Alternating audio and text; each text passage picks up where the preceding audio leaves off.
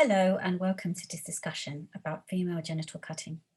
My name is Saiba Salam and I am the Vice Chair of Waltham Forest Women's Network. WFWN are a group of diverse women who work hard to help other women in Waltham Forest to improve their well-being, creating happy, healthy women. I am delighted to have in this virtual room with me today, Dawn French, best known for her roles in The Vicar of Dibley and The French and Saunders Show. Dawn strongly supports the campaign against female genital cutting, or FGC for short. We also have with us today Julia Lalla-Maharajh, founder of the Orchid project, which works for a world free from FGC, and Hibo Wardere, somewhat of a celebrity in Waltham Forest. She is a Somali-born anti-FGC campaigner. She has courageously written about her own experiences of FGC in her book, Cut. And last but not least, we have the lovely Rosie Nixon, Editor-in-Chief of Hello Magazine, who will be co-hosting with me. Thank you all for agreeing to take part in this discussion. Shall we start with Hibo? Thank you very much for everybody who's here today. You all know I'm a survivor of FGC, and I've dedicated my life in an educational way. I'm a massive supporter of educating communities, people, everybody I met. It's all about education, education, education. I was mutilated when I was 6 years old, and it's something that have stayed with me. I think it will stay with me until I die. That's how I can put it. It's a life sentence, but I've learned how to cope with that. And most importantly, I've learned how to use that in a positive way, which is to create change. And when you have been in a deep depression for years and years and years, and you never knew exactly why were you in deep depression, but you knew you had a pain with you, and then you overcome that. There's something beautiful about that. You can either go angry and be angry at the world and be angry with everybody else, including your family, or you can go other way and use it in a positive way to bring change about, to educate people and to make them understand why do this our loving mothers still do it, and it doesn't come from a place of hate for them. I think, Hibo, that is something that struck me so strongly when I first met you, which was at an Orchid project event. Yes. I think it was 3 years ago now. Yes. Dawn French was there and Julia hosting. And I met you, and I think what struck me the most was how you could use something so personal and so big that happened to you at such a young age, you know, in such a way that was for good, you know, that you had this mission to see the end of FGC, you know, worldwide. And I just felt that, gosh, the very least that we can all do is use our platforms in support of you. It can have an emotional impact, it really can. And one thing that I've learned over the years is to put self-care number one. And I have a therapy on speed dial. So if I feel like I really need to talk today and just, you know, let out my emotions, I can do that. Plus, I have an amazing bunch of friends who really, really, you know, look out for me. And Dawn, you were at that event because you've been involved with the Orchid project for a while now. So what was it that made you feel so passionately about getting involved with this cause and seeing an end to FGC? Well, I think like so many of us, for years and years and years, I had heard about FGC, but it was so completely unpalatable for me, so horrific and unimaginable, that I dealt with it by just making sure it was over there, somewhere I wasn't looking. And it wasn't in my immediate life, as I thought then. And I think that's what I'd done for a long time, suppressed any feelings I had about it, but the feelings were very mighty and they were always going to bubble up. And the reason they bubbled up was because of Julia. Julia came to me and told me about Orchid. And it was as if there was suddenly a release for me, a route through which I could be involved and lend my voice to this, you know, to the ending of FGC. Because I think as well, I carried a bit of sort of guilt about the fact that here's me, this kind of fat, white, middle-class woman, this isn't to do with me. Who am I actually to speak about this? But that's the very thing I am. And so long as I can stand behind and be there from behind and make sure the right people are in front, then it's okay. And I think that furthermore, the very thing that I thought was not in my immediate world was in my immediate world, and I didn't know it. You know, it wasn't just that, it was around me. It's literally amongst my own friends, who's for some, whose shame, the difficulty, the pain, all of those things that Hibo talks about, prevented even those very close to me telling me about it. So actually I got involved, and then I realized I was much more involved on a really personal level than I ever knew. For me, Hibo is not defined by the cutting that she underwent. She's arrested her life in a very interesting, dynamic way, where she can help other people to deal with what's happening, and she can change people's hearts and minds. She's a huge part. She's in the vanguard of that. It's certainly in this country, she is. And she is a survivor, and she's very mighty. And, you know, if I can have even 100th of her strength, I'd be delighted. Yeah, I'm with you on that. Now, as you said, Dawn, you know, the aim of this sort of event, it really is, isn't it, to inform and to inspire others. So perhaps we should sort of go back and hear a bit more about your story, and so that people understand, you know, what does FGC actually mean? Well, there's under the WHO, there's actually many types that's been put on, but I come from Somalia. As you can tell, we love colors. We like bling, even it's 10 o'clock in the morning. We practice a type called infibulation, which is a total removal of everything, actually, clitoris, labias, both in and out, and then whatever skin is left, you either stitched up, or if your cutter does not have stitching, you know, threads to stitch you up, is what they will use is thorns to pierce from one side to the other, whatever skin is left. And it stays, those stones stays like, you know, staircases, like 10, 12, however long your genitals are. And I come from that, and I experienced that type. I would say almost 100% of my age have experienced that type. We still are the highest prevalence in Somalia. Eritrea do that type as well. And most of Middle Eastern countries do that as well. It's horrific.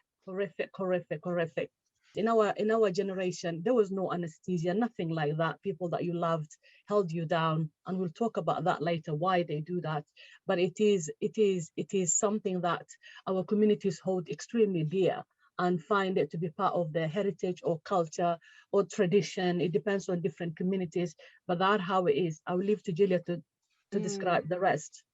I think that scale of the practice, the fact that we have figures that show 200 million women in 31 countries have undergone the practice, but now we know so much more. So we know that in up to 90 countries around the world, FGC is happening. Yeah. We haven't calculated that number from 200. So the very fact that millions and millions of girls and women have gone through a similar thing to Hibo just is why we're all here. I think other things just to touch on are average age a girl is cut at, Hibo says, is under 5 years old. This is happening across the globe. So most recently, we at Orchid have launched the Asia Network, which has 13 countries in Asia as a part of it. In Indonesia, for example, 49% of girls are cut. So I think, as Dawn was saying, our mission is to keep learning, keep questioning, keep understanding, until we bring this issue out of the taboo that it is. We still aren't talking enough about it. I think as well, the thing that Dawn mentioned that was so important in setting up Orchid was needing to move towards solutions, move towards hope, move towards how change can really happen. I had no idea that 75% of all girls in Ethiopia were cut. And I asked many, many Ethiopian activists, look, I'm a Londoner, what legitimacy, what right do I have to raise my voice? And I got a really stern talking to by those African women who said, you need to go and use your privilege. And the privilege only works when we are shining light on the work that others are doing. issue has to belong in the communities, in the cultures who own it, but those of us who can use our power and our voice to do more absolutely need to be there. So do you want to talk a little bit about the figures? I mean, you talked a bit about Ethiopia there and Somalia, but, you know, as Dawn said as well, this is really on our doorsteps too. You know, it's not a problem that's confined to other parts of the world. So what are the figures for England and for London and, you know, even for Waltham Forest? We actually do not have the real figure in terms of, no one has done a research all over UK to find out how many are, but through the National Health Services, and this is women coming through the pregnancy route, we've had 170,000 women and girls logged in, and 66,000 girls are at risk. As Julia mentioned, worldwide is 200 million women who have undergone, and in Africa alone, 3.6 million girls are at risk each year. And every day, every single day, 800 girls worldwide are cut. Wow. Yeah. And that's only those that are reported as well. So unreported death actually related to FGC taking place is massive from complications. Unreported death to maternal, maternal death linked to FGM. The unreported is also staggering in developing countries. And because I know that a lot of your work, Hibo, is geared towards that education within the community. So from doctors to schools, as well as the police service, you know, it's all a big education kind of project, isn't it? It over is. Here? And that has led to arrests. I'm extremely passionate about education, because I believe through education we can overcome many things, especially cruel practices like this, or anything that is violence towards women and girls need to be taught from an early young age. Women, boys and girls need to understand mutual respect for each other, support for each other, that no one is higher than the other because you're a boy or you're a girl or you're a this. No one. We should all be equal, and that is very important message that we need to teach our young people. It's not only that, when I go to schools and I teach, and I have tips to give girls, like if I say to them, for example, if I say, one of the girls said, but I might be afraid to say to my parents, if I hear whispers that something's going to happen to me, I don't want to say it out loud because I love my parents. So what can I do to help myself? And I was telling them, through the airport, all the border force, individuals have been trained to find, if you are going through the metal gates and you are under 18 and these metal gates goes beep, beep, beep, they take you to different place, especially if you've got your family with you, to ask you separately what's the matter. So there's many ways, there's NSPC there, but for me, education makes one of the most important thing that education produces is that important talk between the parent and the child. It's the child asking for the first time, do you know about this? I've learned about this today. And opening that conversation between them is the most important part. Okay. But how do we, maybe this is a question for you, Julia, sort of untangling that very deep-rooted cultural tradition that exists within communities. How do we get to that grassroots level and see change happen there? Change really is happening. And the reason change is happening is we're dealing with a taboo issue, number one. And for millennia, people have not talked about cutting, and they've not talked about female genitals. We don't, at the best of times, why would we expect anyone else in the world to do that? So firstly, the silence is lifting. The way that's happening is with pioneering, mainly charities, frankly, going to communities and asking them about their human rights. So it's a really interesting entry point. It's about how people want to show up in the world. Do they want equality? Do they want rights about workforce, about religion? And as part of that, people learn, oh, I have a right to be free from violence. I have a right to marry whom I want. I have a right to practice whatever religion I want. And as a result of them understanding their human rights, they also understand they have a responsibility to uphold the rights of others. And the point with this approach is you don't go in and tell a community you've got to stop mutilating your daughters and show them a a picture of a bloodied vagina, which sadly some people do, because instantly the community says, you've come to fix me, right? I'm wrong, thanks very much. And by the way, that's why we use cutting in our language, because if we use mutilation, instantly we're saying, we've decided you're mutilators, our way is right. And what happens is people start to discuss what harms their community. And often for the first time, they may have discovered that girls have died from being cut, rather than girls have died because the spirits took them, or some other myth that has grown up that's been linked to the practice.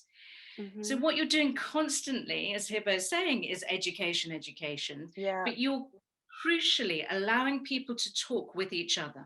No parent alone can choose not to cut their daughter, because their daughter will be ostracized from the community. It's like a social death. Everyone cut, as Hibo said, in her community, it's 100%, right? Everyone in the community will cut their daughters.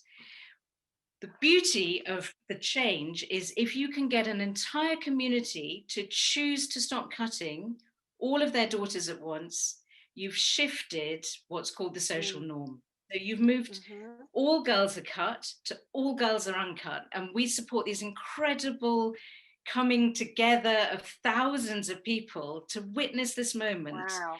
And the absolute beauty as well of the ripple effect is that once a community is declared it will stop cutting, they themselves go out and spread the word. And that's what we mean. Julia, sorry to interrupt. Wasn't there one of these abandonment ceremonies in the Gambia just at the end of last year? Wasn't there a huge meeting last year? 428 communities came together.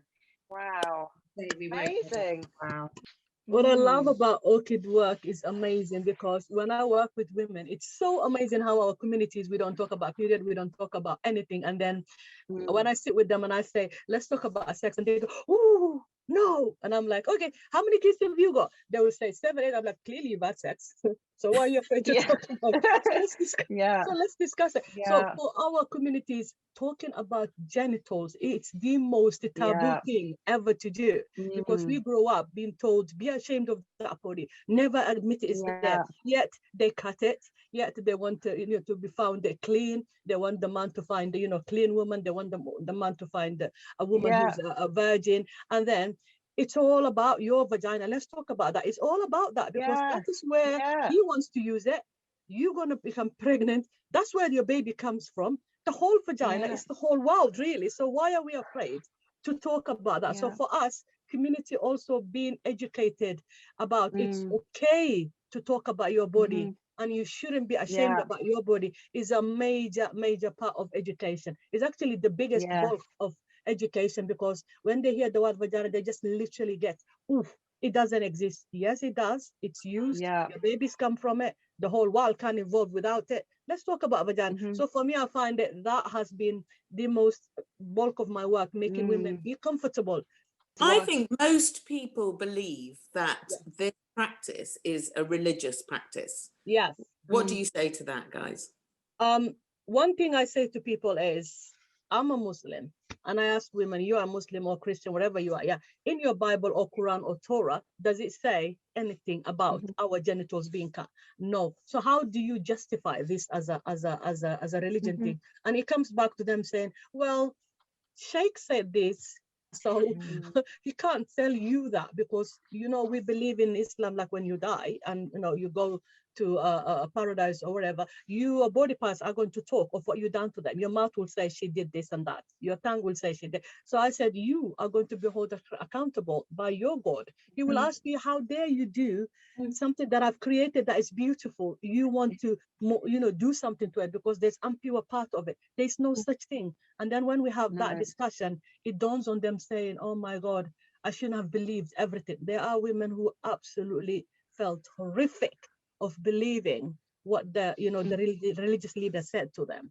I think it's really important for those religious leaders that don't believe it to openly condemn it, because it is something that is would appear to be more cultural in some communities. Like I didn't come across it until I met Hibo a few years ago, and I was absolutely shocked and could not believe, because it doesn't make any sense. Like most of the religions believe in not inflicting pain on anyone. So why should this be okay? Why should this be the norm? I do not believe that those men who are part of the cutting decisions would like their wives or their daughters or their sisters to die or have this horrible horror. I believe that most people would like this to finish. That's my deep belief, but am I ignorant with that? No, you're not. No, you're not. Actually, most of the men don't want this at all. It's just they were raised never to mention body parts of women, especially. They feel it's beneath them. They feel like I can't talk about it, it's women issue. So for them also, men need to be empowered with education and told actually as a parental, you have a right to say no. And in our communities, men are the head of the house. So if they say this doesn't happen, it normally will never take place. I think there's this moment of when people understand, some of the religious leaders as well, once they've heard someone like Hibo or some of our partners in country, they get it. They suddenly get the harm that's been caused, that they've been part of, that they've been complicit in, and they become some of our strongest advocates. Amos, this incredibly well-respected elder who came to Canada House actually with us a couple of years ago and made the case to the Canadian government. He, in his community, in the border of Kenya and Tanzania, he got the Maasai elders together.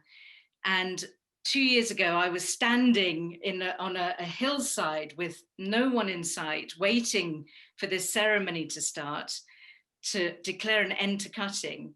And as the sun rose, people started walking towards us, and they'd walked for miles. And we ended up with 3,000 people standing, coming together for the first time, the Maasai saying, we won't cut our daughters anymore.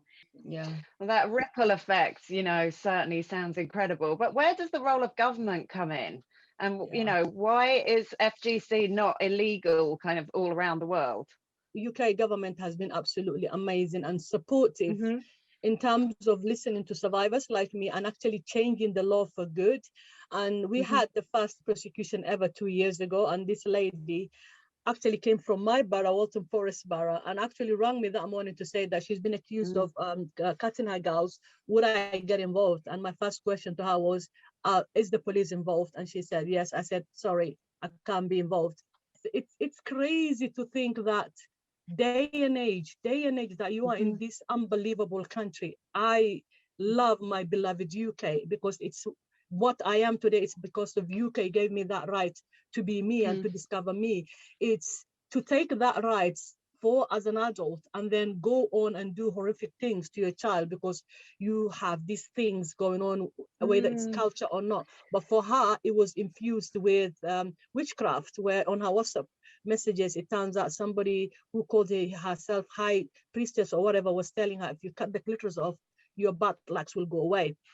But it is UK has a strong law, absolutely strong law. And UK created their laws 1985, but they never told anyone. It wasn't part of the safeguarding. It wasn't told to the professionals. From 2020 September, it has made part of the school PHSC. I still find that the only made the secondary school is a step because we know the FGC takes place 100% when the kids are younger, almost 100% when kids are under the age of 10. That is in a progress as well. But I'm very, very proud of UK. In terms of the world, Somalia announced last year that they are going to stop it. But Somalia has a major, major problem. This is all about telling the UN we're stopping it. But they haven't done any work yet because Somalia government is unstable. So every 6 months when you make a little step, we go 10 million backwards because there's a clash again of clanism and everything going on. Mali, Sudan is the latest to announce.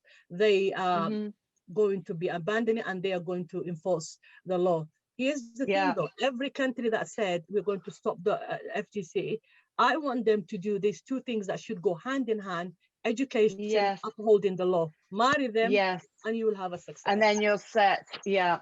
Yeah. The way we see this issue being held is it's part of a system, it's part of a whole constellation, and everyone has a part to play. And no one more so than governments. They need to resource the movement, they need to support education. And I'm talking about globally here, not just in the UK, but in all countries. Yeah. They're the ones who can both set legislation and enforce it, but also they need to be really visionary and bold. They have a right to uphold child protection, all of these other issues. What is really heartening is there are systems like parts of the UN system, parts of the donor system that are beginning to come towards this movement. But we need so much more action so quickly. Hibo said 3.6 million girls are at risk every year of being cut. Those figures are going up and up and up. Through the pandemic, we're also having to slow progress because we can't go out into communities in the same way. So if we want to make change happen much, much faster, and boy, do we owe it to all these girls on the planet to do that, we need to hold governments to account and support them to make these tough decisions. Hibo, you touched on it a bit earlier. I'm interested to know about your forgiveness of your mother. Yes. When I married here and I became first time pregnant, there was a lot of things going on in my head. First, I was petrified, how I'm gonna give birth, and then I was thinking, oh my God, I have a lot of baggage in my head. I don't know how to be a mom. I don't know if I'm gonna be a good man. I have so much good mom. I have so much anger towards my mom, but I still love her as well. That was what was really confusing for me. Was I respected her to the maximum. I loved her to the maximum. Yet there was a wall between us. I couldn't break it. And going to the scan, and that was back in 1991. And then I got to see the heartbeat going that, and I knew that moment I really have an amazing human being that I'm carrying, and I need to be the best I can to be a mom. And the only way I could do that was just to forgive my mother at that point. Literally forgave her on that bed while the scan was happening. And I didn't tell her. Has your mum understood why you need to use your voice the way you have? Has she forgiven you? I wish she was here, Dawn. She passed away almost 18 years ago. I wholeheartedly believe if she was here today and she saw what I'm doing, she would have been part with me, going everywhere. I wholeheartedly believe that, because when I told her 10 years later that I forgave her, it was a revelation for her of how did you and why did you, and telling her that she still felt that I needed to cut my daughter at that time. She did, but I believe she stuck on that mode. I believe that would have changed her mind. She have seen me how I am today. She would have loved my kids. And I wish she was here today to see how I am. Wow. That's quite amazing that you had that opportunity to forgive her. Yes, wow. Because she was dying. Felt that you had some closure. She was dying. She had a stroke that paralyzed her from neck down. So it was hard looking after her for 4 years. And for her to ask me, have you forgiven? And to her to say it out loud, because I know how much I hurt you, was such a relief and, healing for me. It was. Gosh, that's really this moving. is a very big, the line through the women, the line of trust and belief, and it is very strong, isn't it? And it's so strong, in fact, that I think sometimes people can't buck against it, because it is your beloved mother who's done something she so strongly believes in, and that she can't not do until someone like you comes along, Hibo, who breaks that line. I just feel like I have done amazing in that, and I owe that to the rest of the world as well. Yeah, well, that's where the hope and the optimism is. I remember Julia telling me that, if the training and the understanding and the talking and the government input and the and the religious leaders and the elders, and if people can start to change their minds, if the hearts and minds can be changed, this could end in our lifetime. Yes. Yeah. Yes, it can. And when I went to Senegal with Orchid, first thing I always never gonna forget is how we were welcomed with twerking. We did twerking. Oh, it was so fabulous. It was fabulous. You are a good twerker, Hibo. I've seen you in I action. do my best. But the Yeah. whole reason the Senegal trip was, that gave me hope. Before that, Julia knows, I did not have hope. I thought I'm not going to see anything in my lifetime, even any changes. But Senegal showed me I'm very wrong. Senegal showed me how communities have abandoned FGC, girls flourishing, boys flourishing. And from then on, I knew whatever I do, there is a goal to end this, and it will be ended. And that trip gave me that. It did. Gosh, well, amazing. And I think we're starting to bring our sort of discussion to a close. And it's been great to hear about some of the triumphs, you know, those moments of really believing that this is going to change within our lifetime, which is such a powerful thought. And definitely, Dawn, it was one that really struck me when I was at that Orchid project breakfast, you know, that we could all make a difference. So perhaps we could just go round and say for everybody watching this now, you know, what could we all do? Like, Hibo, what can we do to help you now if we're feeling inspired by everything that you've just said? Yeah, I think what everybody can do, and I always repeat this, I never get tired of saying this, please do not look at this as a racial or religion issue. It's never that. It's a human right issue. And if you look at it as a human right issue, you can join the movement to end it. You can use your platform. You can do many things. You can support charities like Orchid, who are doing great work, whether you have resources to give that. You can do a lot. But one thing that I know is, if a human is hurting, it should be your business to get involved and to do your part. So make it your business, you know, take what you've heard today and learned today, those powerful messages and the story of an extremely brave, incredible survivor who I'm so honoured to call a friend. You know, we've got to put our support behind you. This is the pure example of a sisterhood here. Yes. That I'm looking at.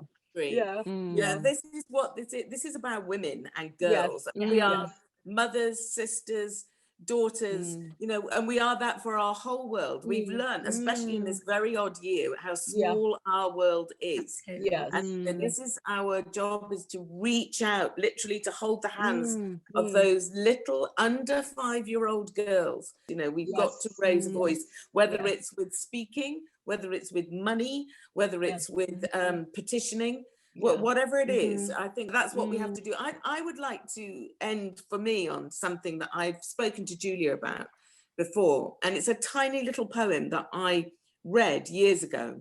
Every time I think, I need to think differently about this, which is what we all need to do about FGC, I think back to this little poem, and it's by an American poet called Jane Hirshfield. And this is it. I moved my chair into sun. I sat in the sun, the way hunger is moved when called fasting. So it's 3 powerful little lines. I moved my chair into sun, which means I decided to think differently about this. I sat in the sun, meaning, for me anyway, I stayed there. I decided to stay there in the sun where I can see what I'm doing. The way hunger is moved when called fasting.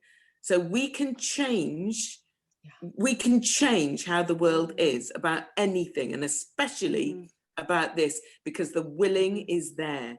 Can I support all of you and say thank you so much, but also just to pay tribute to all of the people on the front line out in the community making the change. The Hibo is unique, and there are hundreds of Hibos in that spirit. And on my wall is the picture of this amazing woman, Mariam Bamba, who is, as we speak, walking out to communities, explaining how and why she has abandoned cutting, often faced with huge resistance because those communities aren't ready to change yet.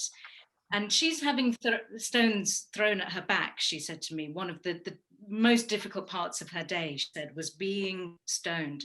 And I remember saying to her, Mariam, what do you do? And she just said, I go back, I go back, I go back. And I think the thought that we have Mariam's back, that we are there in this sisterhood, leaning in, making this web of positive change that is about this future all around the world is just so beautiful. So thank you all. Yeah. I will say one last thing is women are the most strongest single entity on universe. Women are made out of, you know, the essence of universe. And I say that with my whole heart, because when women come together, change happens, world becomes better, and we are amazing in that sense. Thank you. Thanks so much. Honestly, that really powerful words to end it with. I think we all feel really empowered and kind of fired up to want to do something. I mean, I certainly, when I met you, Hibo, thought, how can I talk about genital cutting in Hello magazine? And then I had to have a word with myself and say, how can she get up there and talk about her life story? And I think everybody now that's watching can have a think about what can they do. Don't think this is too much of a taboo subject or a bit difficult or awkward for you. Get over yourself. You know, look what Hibo's doing. Remember her face. It's not really a matter of how can you do it. It's how can it's not you about not. You. How can you not? Yeah. Can I just say massive thank you to Waltham Forest women. These are amazing bunch of women who have been part of my journey since the beginning. Thank you very much. It's been an absolute Waltham honor to be Forest. part of this discussion, I have to say. Yeah. All right, Thanks, women, Saiba. mighty women. Well, yeah, Beautiful to- let's all do a join hard. Yes, yes, there we are.